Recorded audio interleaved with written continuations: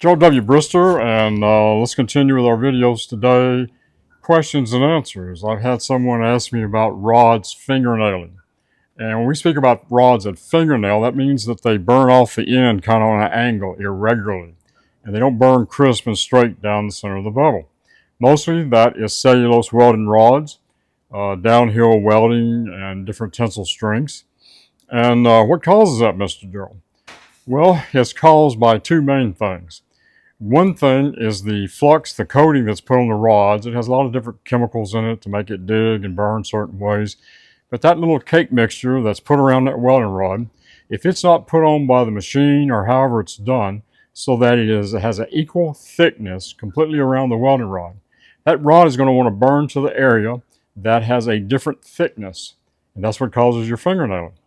Another thing that can cause it is cellulose rods are made to have a little moisture on them. That allows them to dig deeper, weld faster, and its characteristics.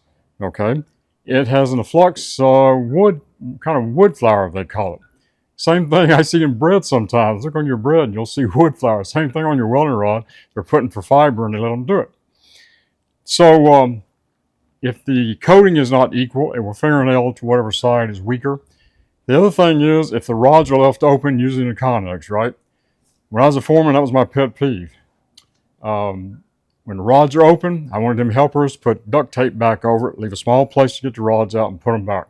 Because over time, those rods will pick up more moisture. Now, they have to have some, and I can't remember if it's 2% generally, to burn right. But when you start picking up moisture out of there, particularly at night, especially in summer, it's hot in the daytime, and you have a little humidity at night, and they will kind of go bad. They'll flare up on the end, and they'll weld like mush, especially if you're capping. Okay, so you want to take care of that. The other rods we have are 7018 that sometimes you use, and they are made to have very little moisture in them, and so they don't crack very easily. Our cellulose downhill can crack, so a lot of times I'll go to make tie-ins now. They use low hydrogen so they can backfill it quick. Low hydrogen rods are a pain in the butt to me. If I was an engineer, I'd make everything be welded with it because it's a good rod. But I don't like it. It doesn't dig as much. And I don't like it because it's porosity. The most times I've ever had a repair is welding with that low hydrogen. And I looked at Lincoln's site one time and I found this great literature about LH and do this and do that, use a short arc, yada, yada, yada. You know what it said at the end? If you do all these things, then 90% of the time you won't have any repair with it. And I thought, well, isn't that special?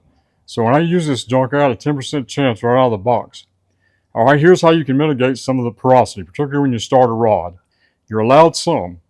When you start that rod, a lot of these welding machines today have what they call a hot start if you work in plants or shops, and it'll go up 5-10 points. You can set it.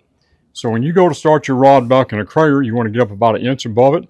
Short arc, always a low hydrogen. Come down into the crater hot for about 1001, 1002 until you can smooth into that crater with that hotter, more fluid puddle.